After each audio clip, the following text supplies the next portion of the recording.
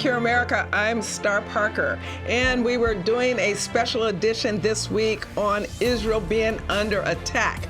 But I have to change it because Israel now is attacking, and everybody has their own special jokes about pagers. I'm even surprised they have pagers. I thought we got rid of pagers a long time ago in exchange for cell phones, but I guess they didn't want to use cell phones because somebody could have attacked them, and oh well. And walkie-talkies, we're not going to get into a whole lot of that, nor will we joke with my very special guest today because it's not a laughing matter. Well, okay, EJ, please. It's not a laughing matter. EJ Kimball, many of you know him because he's been a guest here on Cure America a couple of times, just helping me sort through the noise of the news when it comes to the Middle East. He's the director of Christian engagement at the Combat Anti-Semitism Movement and has been tracking what's going on these campuses. Unbelievable. Yes. You have a study out. I can't even get through the pictures.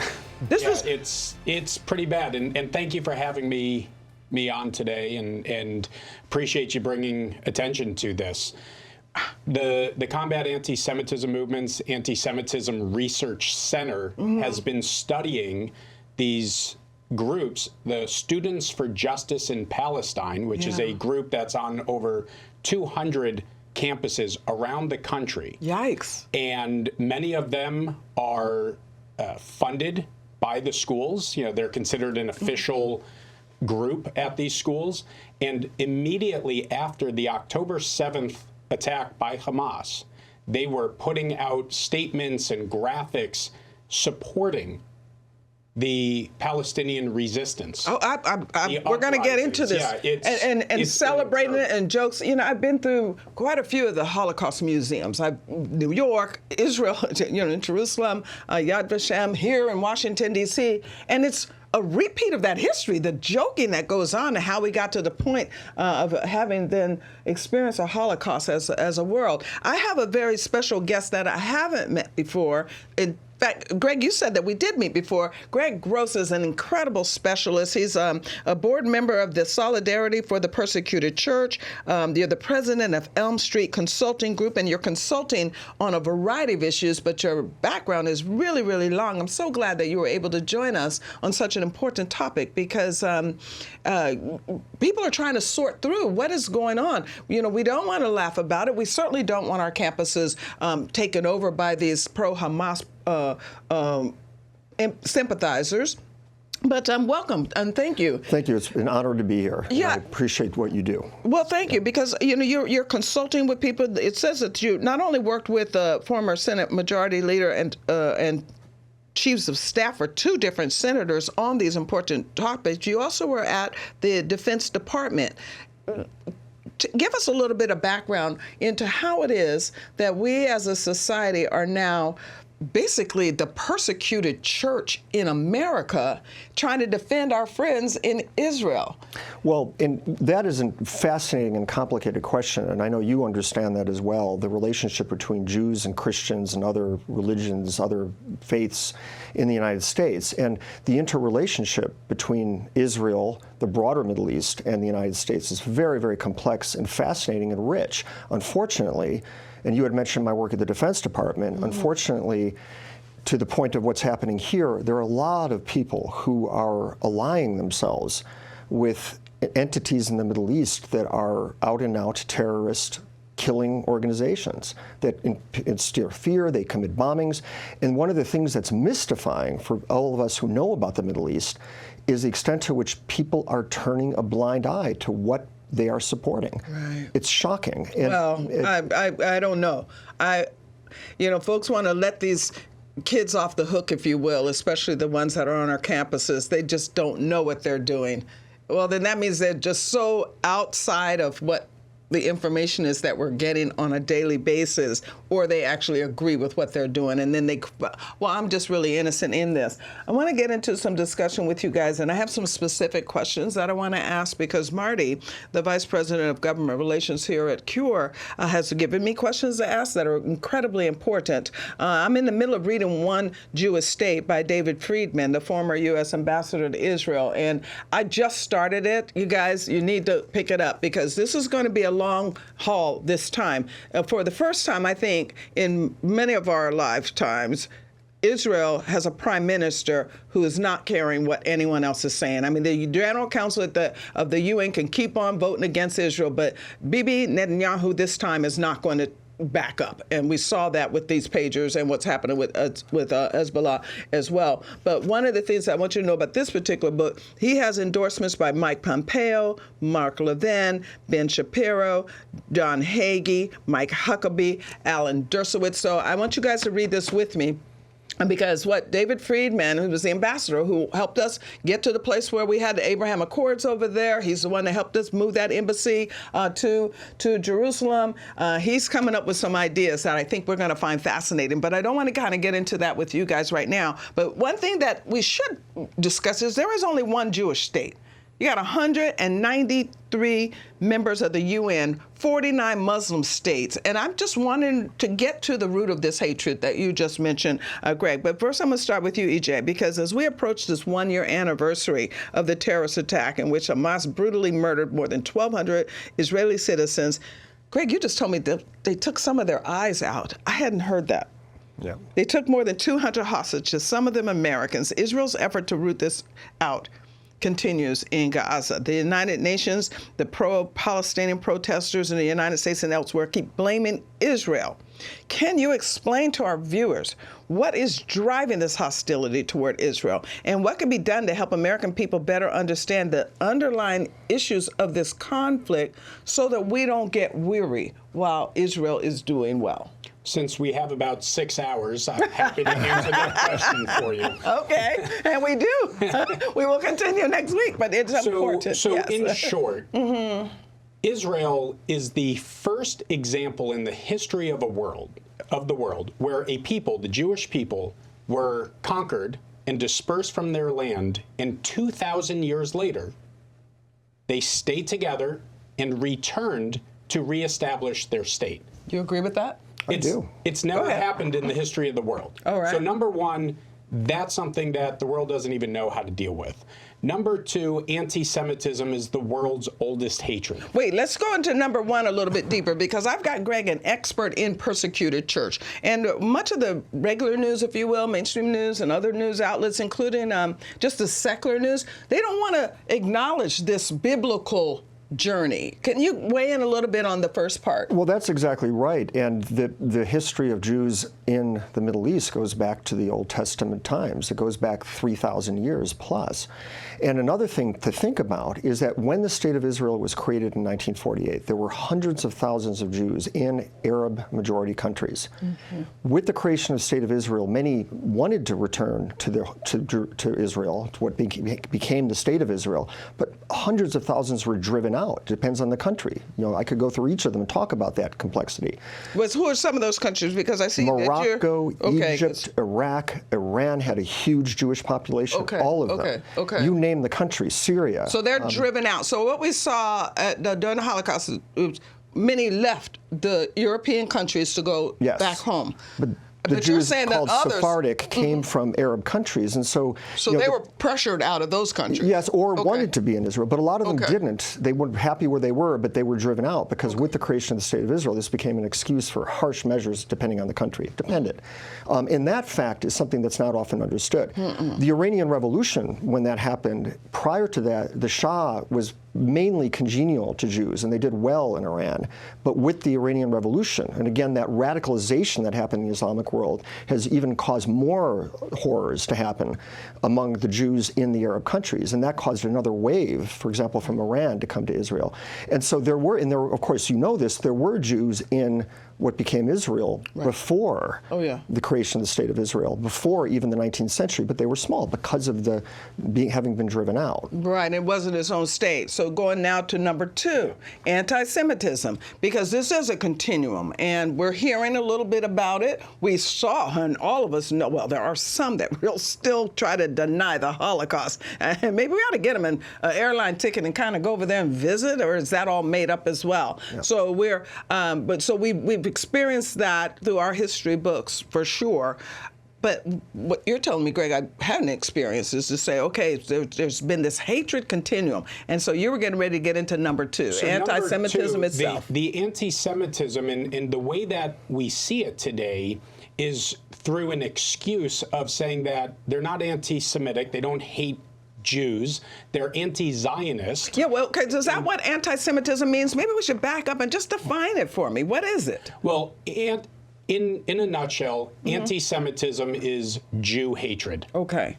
And Very they're saying plain and simple. So now you hate Jews because they're Jews. Because they're Jewish. Right.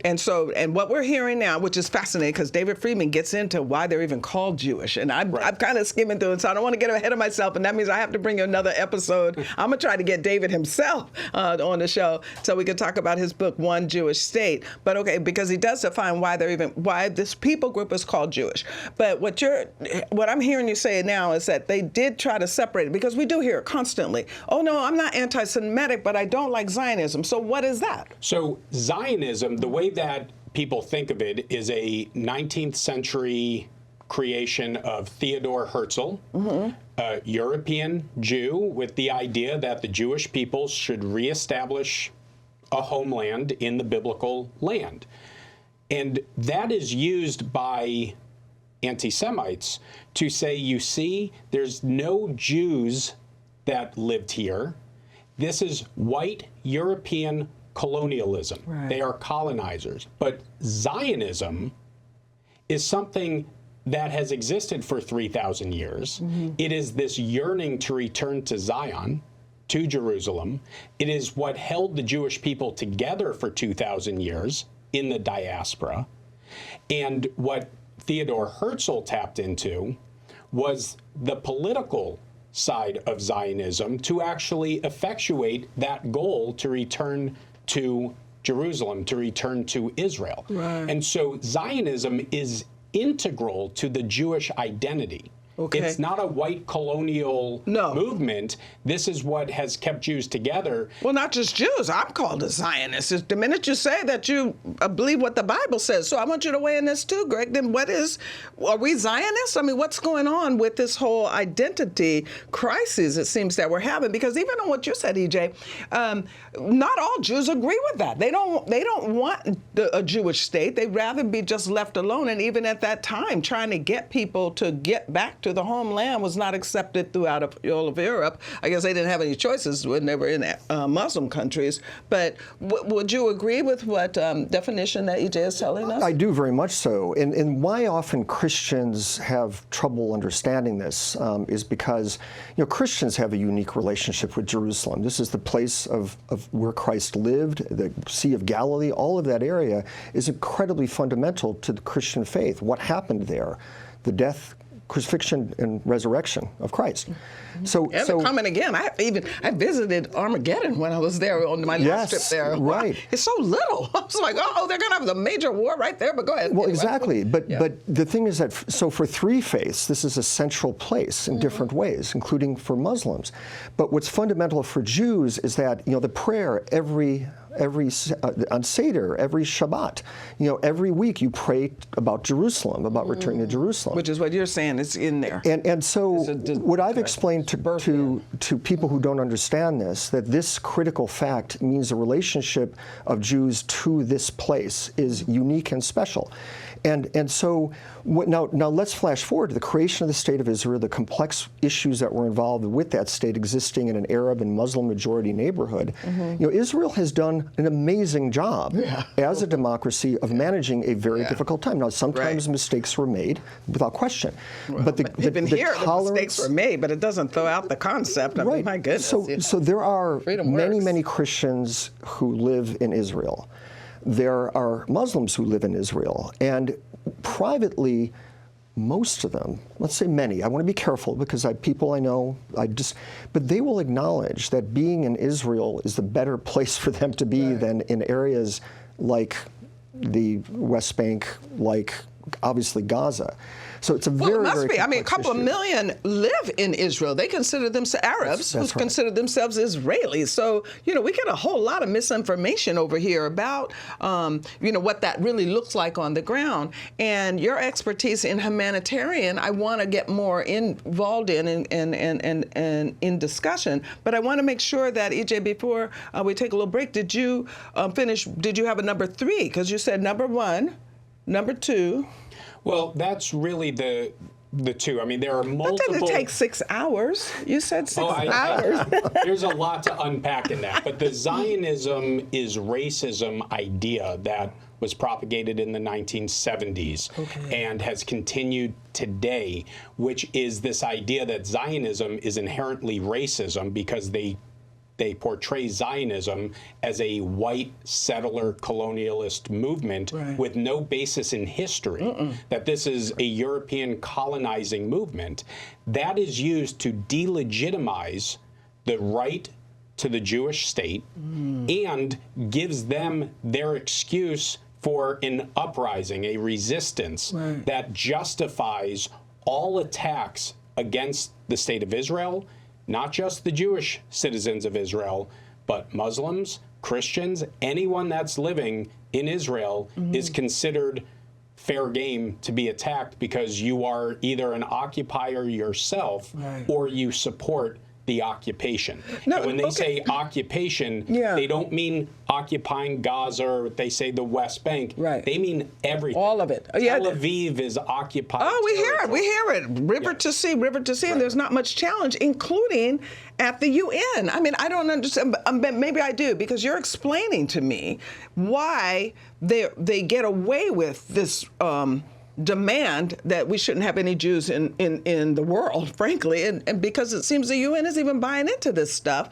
because if they're looked at not as Jewish people, but as occupiers based on this concept of Zionism, which means that it's really the Judeo-Christian ethic or code of ethic that they're after, because that's what, this whole hatred toward Europe really represents. Go into that a little bit for me, because I want to know, and I want people to understand that it is a lot deeper than just this is about Jewish people. This is about a worldview that actually founded our country. That Judeo-Christian worldview founded America. That's exactly right. And EJ, the point you made about what in 1970s the UN passed a resolution that declared Zionism as racism. One of the most powerful, who did this? Well, the United Nations General Assembly. One of the most important. Oh, these same General Assembly people who just ruled against Israel again. That's right. It was part of the Soviet Union's agenda. Yeah, and what came out of that was one of the most powerful explanations for any American to understand why this is a horrible thing was done by a Democratic Senator, Daniel Patrick Moynihan. It was understood in a bipartisan way at that point, things have changed, that Zionism as racism, that equation is actually deeply anti-Semitic. And Daniel Patrick Moynihan gets into why. Now, it's easy to say, let's say something happens, something problematic. Every government, every state, Israel is in a very tough neighborhood. You could say X action by Israel in this specific setting went too far, whatever it is. But then to say that being a supporter of Israel or understanding that this is a special place for Jews and is a Jewish majority state and must stay that way, to call that racism, that it really is the embrace of that idea by significant parts of the American political spectrum is, again, shocking. It is, but so I'm just wondering how much of it is rooted in just basically hatred toward the Bible and God and Abraham, Isaac, and Jacob, because it's just you're pointing out that this is a part of what that Russian philosophy. This is atheism. I have so many questions I want to ask you, especially this new information you're giving me is making my mind just really twirl around to even get more into this one Jewish state concept that David Friedman himself developed. Because even to what you just said, Greg, we started seeing movement from those, what you call hostile neighborhood, toward the Abraham Accords. And so it seems like there are younger people who want to move on, who don't want to destroy Israel. And so I want to talk about that a little bit, guys, when we come back from break. And then I have a few other questions that Marty gave me. And I think Marty knows your heart to know what you're asking or want to be asked. So I'm going to do everything I can to stay on here instead of just going into my mind to just patchwork this together, because it is very, very important. Israel was under attack. Is under attack, and they are fighting back. It has now been 348 days since the October 7 massacre, and yet the Palestinian Authority, including Mr. Riyad Mansour, still refuse to condemn Hamas. You know, we met here in this hall on Monday. I listened to your words, not one condemnation. We met in the General Assembly on Tuesday, nothing. Wednesday in the General Assembly, no one mentioned Hamas from the PA. Here we are again today, meeting here. Tomorrow we'll meet again at 3 p.m. Zero, nothing. We want to hear that, to see the distinction between Hamas and the Palestinian Authority. And yet, neither you or President Abbas are capable of saying that. With leaders such as them, is it any wonder that terrorism continues to worsen in Judea and Samaria? Hamas, the terrorist organization that rules Gaza. How did it all begin? Let's go back to 1987. The first Intifada breaks out against Israel, and from within the Muslim Brotherhood in Gaza, a new, more violent branch is born. Hamas, an acronym for the Islamic Resistance Movement. Hamas published its charter calling for killing the Jews, with jihad as its path, refusing peaceful solutions on principle, and swearing to invade Israel and be killed for the sake of Allah.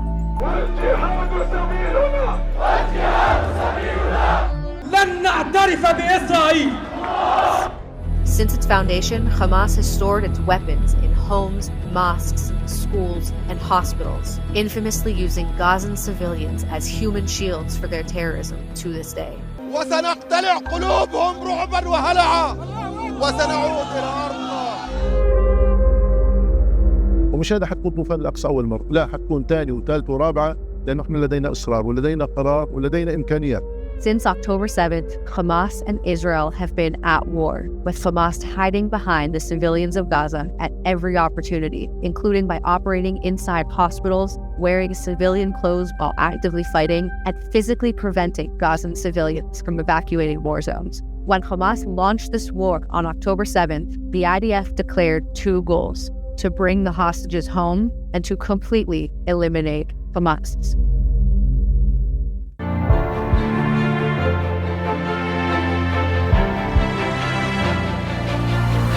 We were talking about the discussion we just had, and Greg brought up something that I want to ask you about in public on screen, because you served on the governor's board of several charities, and still do, that are providing this humanitarian assistance in Iraq, Syria. You're part of the first responders, and then you're also doing the international disaster help. That you're working with groups that do those types of things. So many of Israel's strongest supporters are Christians. We know that, and some just because the Bible told us to. Yeah. But this is deeper, and what you guys are both bringing up, and EJ, what you're bringing up, and I want to really get into, is this campus destruction. They're going to destroy our whole university system if they keep this up. But they're Christians, and you've been very active in providing this assistance in the Middle East. So do Christians and Jews have a similar threat? Take us into that world, because you do have today Christian people who are concerned about Israel. They love the scripture, but they're also very concerned about the disruption in the Palestinians' lives, what's happening in Gaza. You know, they certainly didn't show us pictures of the Israelis' eyes being gouged out when they came through with their major massacre, but we are seeing little babies that are now in the middle of a war zone. Take us into that. Well, I think Jews and Christians alike have suffered horrible persecution in the Middle East. And because of the nature of the divisions historically between all of the faiths, sometimes it's hard for people to understand that, in fact, Jews and Christians are canaries in the coal mine in the Middle East. You know, what we talked about how in 1948 there was a mass exodus of Jews from various Arab Muslim-majority countries.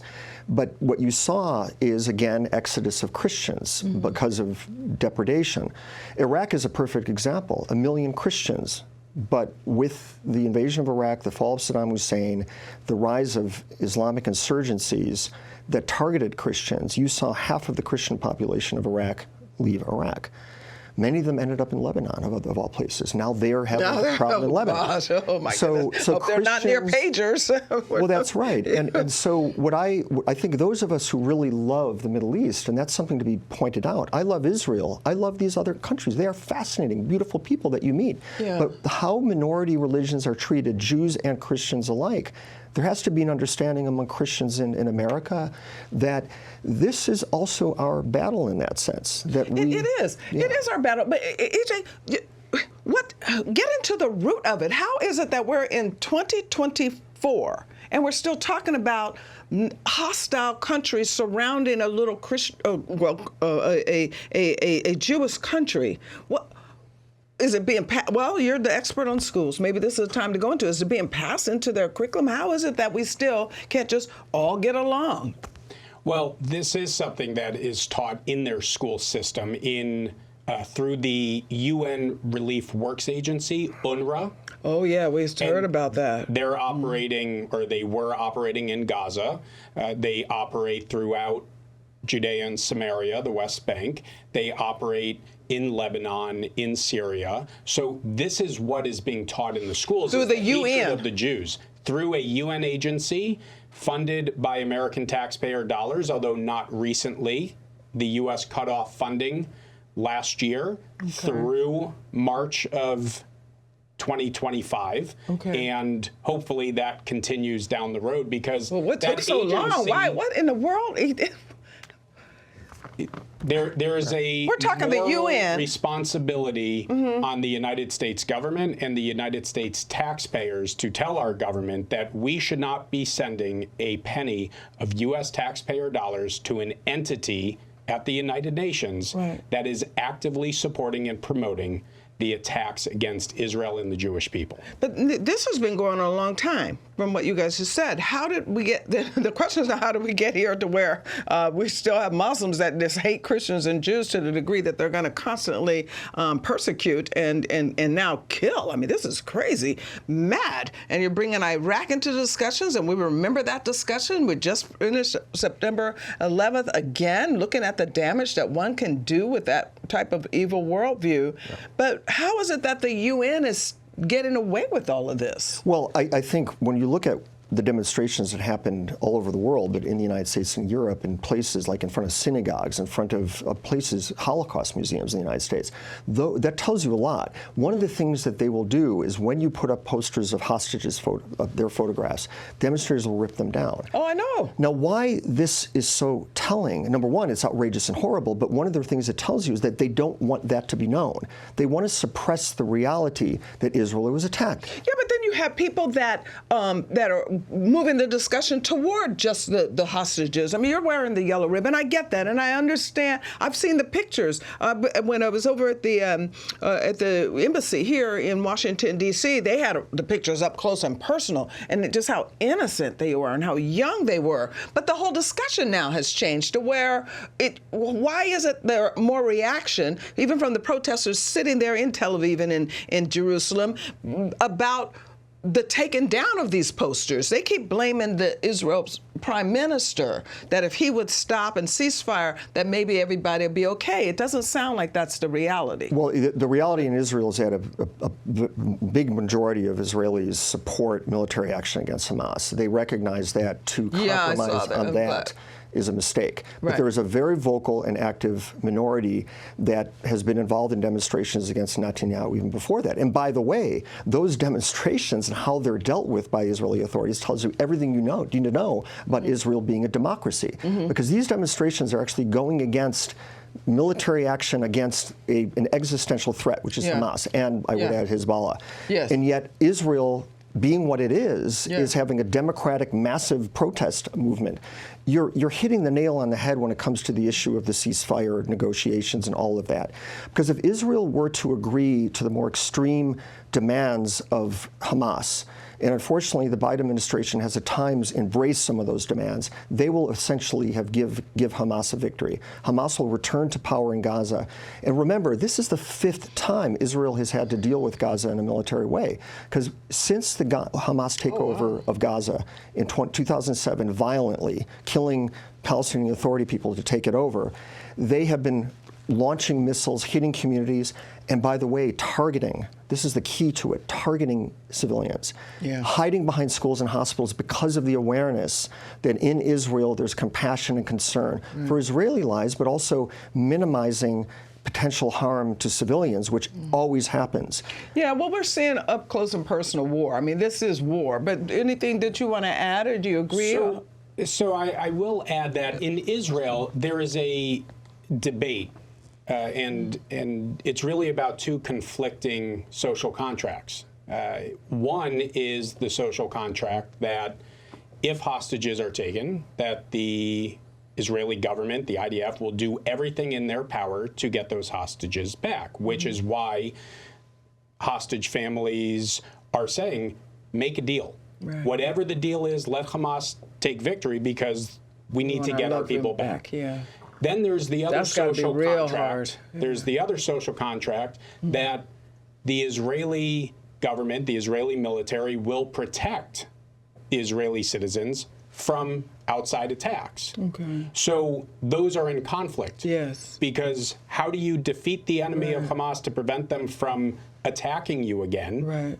But also doing whatever you need to do to get the hostages back, because we saw just a couple weeks ago, as Israel's defense forces were closing in to rescue 6 hostages, Hamas executed them, including an American citizen. So they're in a very challenging time because you can't accomplish both.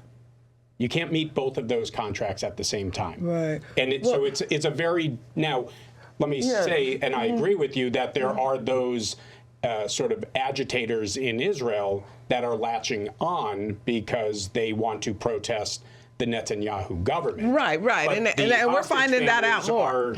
Are not doing it for an anti-Bibi. They're doing it for their loved one. Are you kidding me? Any of us would do. And tell our government, we don't care what you have to give up, get our loved ones home. And you can understand that sentiment for sure. And it's a very difficult, and I love the way that you explained it, to try to figure out how to do that. And so when we saw the presentation of the Prime Minister showing us that line of saying we can't, there's some things we just absolutely cannot do. And you were explaining to me earlier, EJ, about that whole tunnel where we're seeing right now with the truck going through, that this is much more complicated than for us just to say ceasefire. They would just continue to smuggle in, continue to kill, because their worldview is so entrenched. They're going to get rid of all Jews in the world. So I'm going to let you address that, but I also want to bring in the conversation about the campuses, and I'm hoping that you're familiar with what's happening on these campuses too, because this is unbelievable what we're experiencing for our college campuses to not know what to do to stop anti-Semitism and this violence that keeps taking place. We were right here in Washington a couple of days ago, and I noticed at my apartment building again, they want to come through again, so we're on lockdown. We have to stay inside. We have no parking access, so they can come through with their frustrations. This has to end somehow, and I don't know that it's going to end peacefully. I mean, it's one of those Deborah moments, I guess, that after you go in, or the Gideon moment after you go in, then you get to rest 40 years in those cases. But according to you, they're not resting even 40 years, because you said this is the 5th time? Yeah, 5th time. So this is a very pivotal moment in the war. Okay.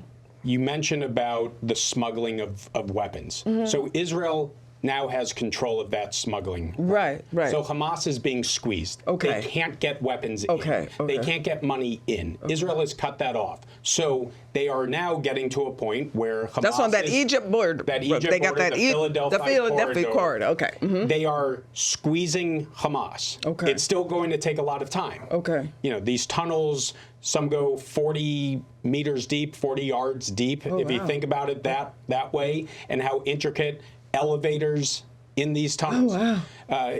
So that they are closing in, and now is the time that they need the U.S. to be more supportive, diplomatically more supportive, so that they can finish the job. And looking at the college campuses, what's happening there, you mentioned, you know, for yourself, but we're seeing at the University of Michigan, Jewish student beaten. Why? Because they said, "Are you Jewish?" He says yes, and he was beaten. Yeah. Greg, we're not solving this.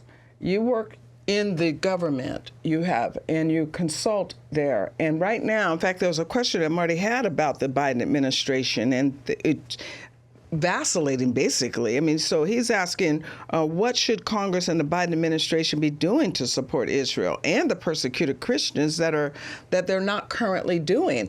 You know, how is it that this discussion changed so rapidly that every sentence is, we want Israel to defend themselves, but... That's right. At the beginning, when October 7th happened, President Biden gave a very important speech supporting Israel that was viewed in Israel with extraordinary joy because it was so supportive and understanding about why it matters to Americans. Unfortunately, the Biden, and they did provide a lot of assistance. Unfortunately, they have a view of the conflict, which is that we are going to constantly pull back support, manipulate, discipline Israel with this idea of pursuing a two-state solution, which everyone understands is not viable as long as Hamas. It's not viable at all. That's why I can't wait to get into this book. It's not viable at all. Well, there just will not be two states, period. This is getting out of hand, and this is why they keep doing this, because we keep promising that maybe one day, if you attack big enough and you could kill enough, we might let you have that area bigger than what you already have. They did have a two-state. They elected these people. Well, it's exactly right. In UNRWA, the UN entity, runs the schools in Gaza. This is they awful. Are you find what they found in Gaza, what they always find in these schools are things like the Protocols of the Elders of Zion, which is a thing created by the Tsarist intelligence forces, one of the great horrible lies about Jews in a document created by an intelligence agency in the early 20th century. That you find Mein Kampf translated into Arabic. And so the way that children are being educated in all the Palestinian-controlled areas is like this, especially in the areas controlled by Gaza. And so what the connection with the United States is these same narratives about the Jews, about Israel, are appearing in our schools, in our universities. Professors, some of institutions I went to school at, are propagating these kinds of positions. And well, yeah, I think I saw you went to Harvard. And you know that the now former president of Harvard, Claudine Gay, had a very serious problem because she was, I think she was reading talking points when she was answering questions in Congress. And those talking points were avoiding the reality, which is that Jews are facing a unique problem. And I would say other groups that are pro-Israel, I would say, certain political positions. And so free speech, all of these things interconnect with the question of what's happening in Israel today. And regarding the issue, let's remember where the 6 hostages were recently executed, bullets in the back of the head. Sorry about the brutal fact. The entrance to that tunnel is through a small children's school. You can see the tunnel, and on the walls of that room where that tunnel existed are Disney characters. And that tells you all you need to know about what Israel is facing.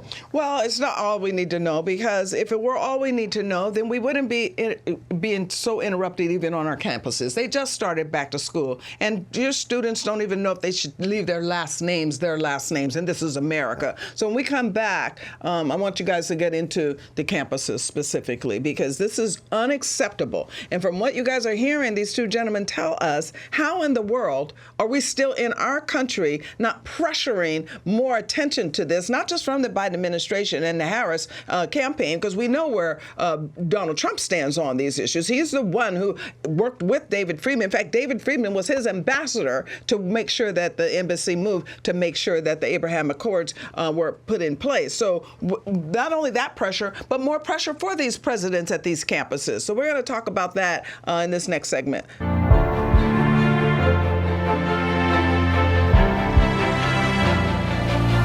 Jewish students to go back to their college campuses, many of them on what we consider prestigious college campuses, Ivy League college campuses, and have to deal with this type of hostility. I'm so glad EJ's with us to explain a lot of this. And then, Greg, thank you for joining us as well.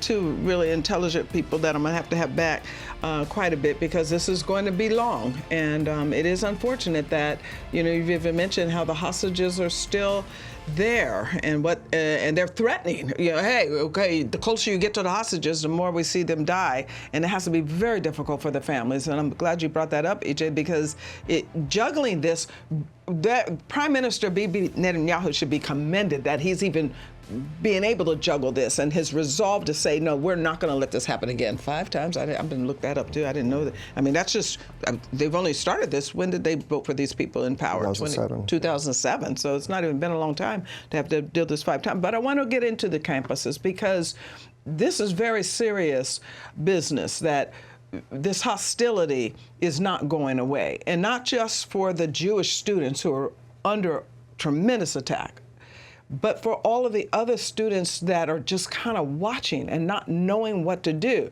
Can this escalate into what we saw right before the Holocaust? I've been through these. If you have not gone into a Holocaust museum, you need to. Just go to, because it shows the journey. How did you get to the place that you have ovens? When did we turn a blind eye? When did people not notice anymore? It's really, I want you to make your points, because this is very serious, because we're already starting to see it. Where Jewish students, they're not wearing their kippas anymore, the ones that are Orthodox. The ones that have last names that are familiar with their heritage are trying to figure out what to do. This is not America that we should accept. No, this is not an America that we should accept. And there's been conversations, is it so bad here that this is like the 1930s in Germany? And people say what happened in Germany could never happen here. And God willing, they are correct that this could never happen here. But I want to just point out what we are seeing, not just on college campuses, but Jewish-owned businesses, people that support Israel in its war of, as the Prime Minister said in his speech to Congress, this isn't a clash of civilizations. This is civilization versus barbarism. Right. And what we're seeing are students being attacked. Why? Because they're Jewish. Jewish businesses being graffiti, glass being broken, and we're seeing Jews being prevented from entering synagogues. So if you just start to look at this, and I was just talking to law enforcement here in Virginia about this, would it shock you if something like Kristallnacht, the night of broken glass, if something coordinated like that happened across this country? Sadly, I would not be shocked. Well, now you were training them. This. Yeah. Okay. So let's back up a little bit, because these law enforcement officers, you were in front of them because you were training them about anti-Semitism. You run a group. Your major part of your work is combating anti-Semitism. And what was their response? Why were they in the training? Were they expecting for this to escalate, or were they? So they were in this training through the governor and attorney general's efforts to combat anti-Semitism within the Commonwealth of Virginia. And so this was the first training for law enforcement. It was done in Manassas. So they are anticipating that. Yes, and it's to help them better understand the symbols of anti-Semitism and what they mean. Oh my. Like the red hands, you may have seen people wear, with the red hands, and celebrities even in solidarity calling for a ceasefire. And the idea is, well, red hands meaning Palestinians who have died. But the red hands comes from an incident during the Second Intifada in 2000 when 2 IDF soldiers took a wrong turn and ended up in Ramallah and were being held at the police station waiting for the Israeli forces to come get them. It leaked out that they were there, and Palestinians stormed in and literally beat them and ripped them apart. And there is a image of one of these Palestinians in the window showing his bloody hands to a cheering crowd outside. So when you see the red hands, that is a call for violence against Jews. That is what it means. And so these law enforcement officers were very much in tune. They were very thankful for the information because they need to understand all this. There's a lot that they're dealing with, but they need to know. Why are we not seeing more response from the leaders here in Washington to stop this? These red, I'm seeing them right here in our streets here in Washington, D.C. Well, fortunately, some are, but the problem is majority are not, and especially, unfortunately, in the Democratic Party, which, I looked at who wrote the support for this book, and one of them, of course, is Alan Dershowitz. And Alan Dershowitz is one of the key figures of the American Civil Liberties Union. He said that they've abandoned the cause of civil liberties because they've abandoned free speech. And again, canary in the coal mine, how Jews have been treated on campus is a reflection of a bigger threat against free speech, against the idea of intellectual inquiry, marketplace of ideas, let ideas all be out there and argue. And I know years ago when I was in college, I witnessed some of this. There was this attempted use of the heckler's veto, it's often called. Now the problem is now it's no longer just the heckler, it's attacks. It's actually violence. It's actually creating mass paramilitaries that are blocking access and throwing people out of buildings. Well, and so how could anyone think that that we're not seeing what we know we're seeing? How, the lines are not blurred anymore to say this is just free speech. This is what we have a right to protest. This is not First Amendment protected. This is real how do you say intifada? Intifada. Intifada. Yeah. No, they're doing that in our country. The problem that we face today on college campuses, not all, but most, is moral cowardice. It's a lack of leadership. It's Claudine Gay testifying in front of Congress say, is from the river to the sea, Palestine will be free, which we know is a genocidal calling to eliminate all, not just the Jews, all the people living in Israel from the Jordan River to the Mediterranean Sea. If they are marching, is that against your code of conduct, a call for genocide? And her answer is, it depends on the context. It depends on the context. Right. But does she answer that? Cowardice. Is it moral cowardice, or do they really agree? Okay, because you start listening to the language. It's one of the reasons at CURE we are concerned, and we're continuing to work in this area of standing with Israel, because that progressive social justice movement is connected to some of this Jew hatred. Yes. And so I'm just wondering if she was just trying to protect her own the truth deep is, heart. It doesn't matter whether she believes that to be true or it was moral cowardice. Okay. When you are in that position of leadership, it is your actions that matter. And her actions are to say it's okay. And it doesn't matter what she feels personally. Right. We see this with candidates. Right. It's not what you personally believe, but how would you govern? Yeah. Right. That's the important thing. Oh, that's a whole nother show in itself. I think it was John F. Kennedy that was the first one that disconnected his personal life from his political life by saying, it doesn't matter that I'm a Catholic. It's like, well, yes, it does, because values come with that, and we get an understanding of those values. What these leaders on campus do, and that's the challenge that we're facing, is we don't have leaders that are standing up for right versus wrong. First Amendment right to free speech, absolutely. But when that speech starts trampling on other people's amendment rights, that's where it stops. Which often it does, and as you're saying, this is where we have argumentation and debate, and we find it healthy in our country. But you didn't answer, can it escalate to the point that they're starting to cart off Jews and closing down? We're seeing it. We saw Jews. Okay. We saw last year in the spring where there were Jewish students that were locked into a room for their safety. and had to be rescued. Effectively hostages. Okay, so what are we going to do? We're going to run out of time here on this segment, and I know that the conversation will continue. But what can be done politically? What can be done personally to get involved and stop all of this activity from moving forward? We saw the one of the Jewish organizations, AIPAC. They started saying we're going after these progressives. We're going, and all these Jew haters. We're going to go get them, and I think they took away 2 seats, political seats in the primary. So is that the response? Is just to replace them?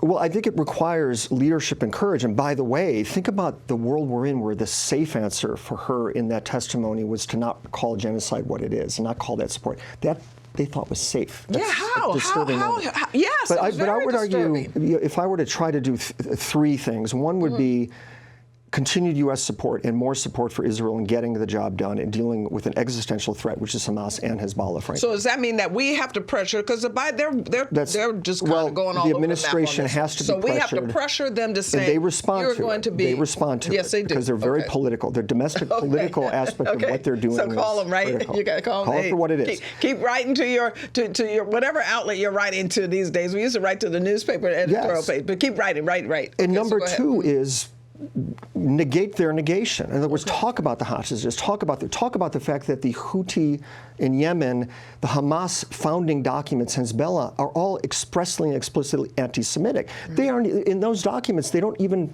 Zionism equals no. They're actually explicitly anti-Jew in those documents, and that's real. The third thing, of course, is here.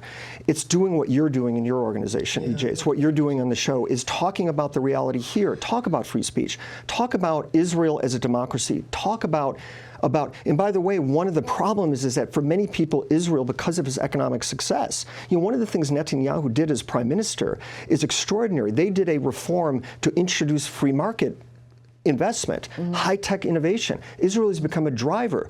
Abraham Accords? Obviously, because they got in them pagers. We still haven't found out how that happened. But the Abraham Accords partly happened because many of the Arab countries recognize that their future is not going to be continuing to take this position of supporting this madness. So countries like UAE, Bahrain, Morocco, and Sudan in different ways decided Israel, we want to have trade with Israel. We want to benefit from that trade. Good partner. So free markets actually are helping create a better outcome potentially in the Middle East. Yeah, Gilder's book, The Israel Test, explores that. And actually, he asked the question, do you envy success or do you emulate success? Yes. And some of these I suppose the younger generations in some of these countries are starting to attempt to move away from the philosophy that says we cannot exist in the same world with Jews.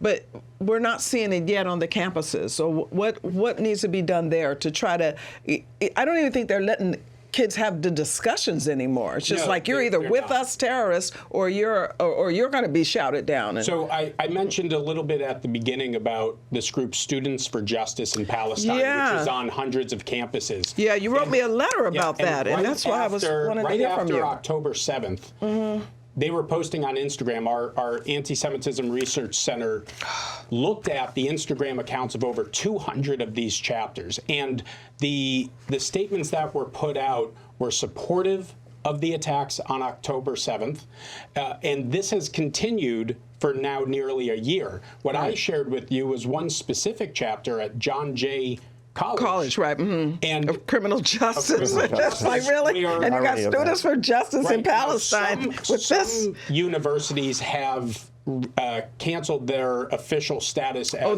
campus groups. Now, why? The pressures? Pressure that's come to them because they are overtly supporting a U.S. designated terrorist organization. They are pushing their propaganda. And but so now this university has not. John Jay College has not. So they need pressure. And they still receive. They are considered an official organization on campus, which means that some of the student costs for activity fees goes to them, which means all of those students that are paying tuition, they are paying for this group to be pro-Hamas. And this group specifically is unique among others because others would support the resistance.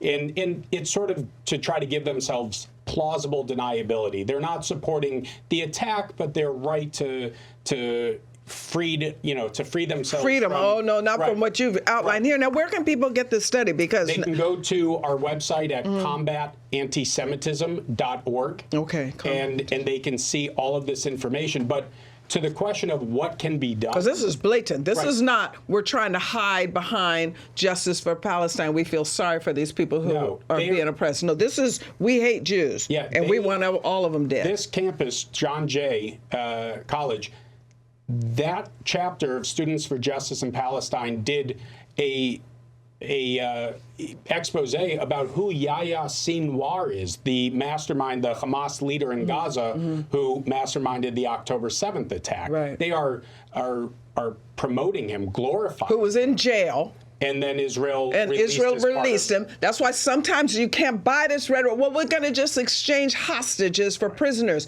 He was a prisoner in jail, a mass murderer. And for one Israeli, they give 1,000 of these people out of the jail, and he was one of them.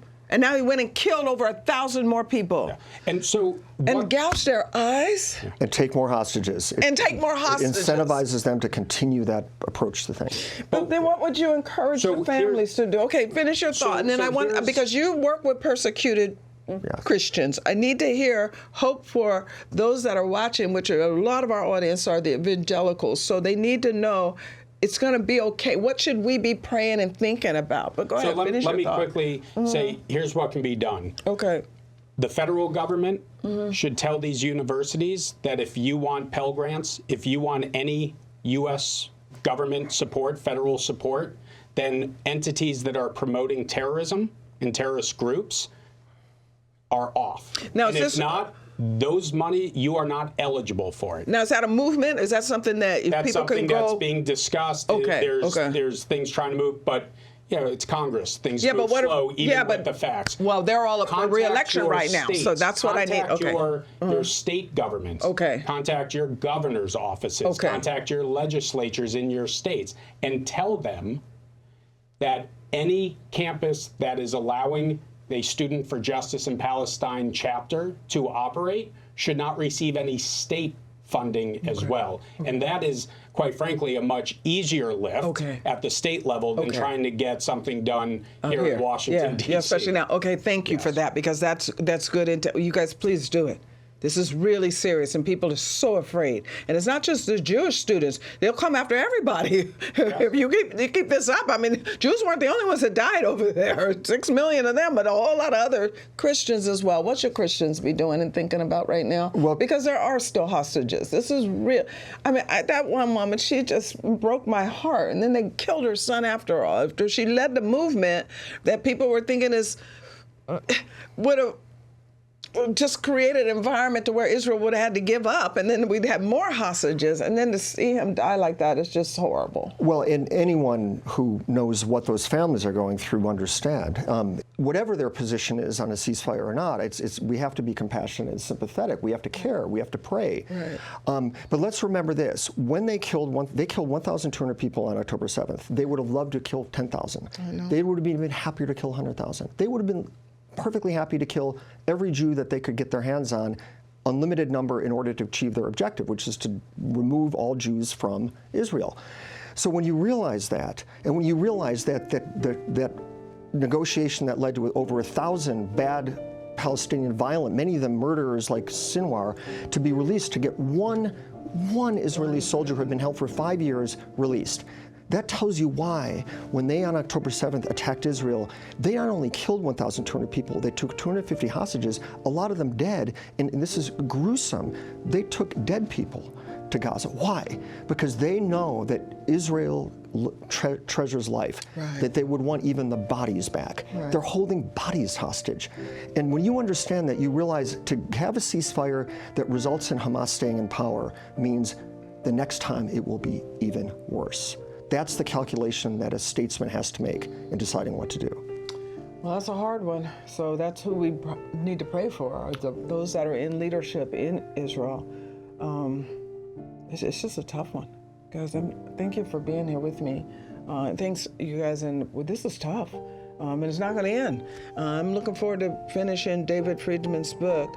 one Jewish state. We got to come up with some solution. Two states not going to work, ever, ever, ever, ever. It's in their worldview. You just explained it. They just feed off blood. Oh, Lord have mercy. And keep in mind, Ecclesiastics, when you're deliberating on the information you just heard, just fear God and keep his commandments. That's what we are to do. And we have to love one another, but we have to just fear God and keep his commandments, because individually, that's our responsibility. And if we do that, we might actually have peace in the world, because freedom and truth will live. See you next time here on Cure America.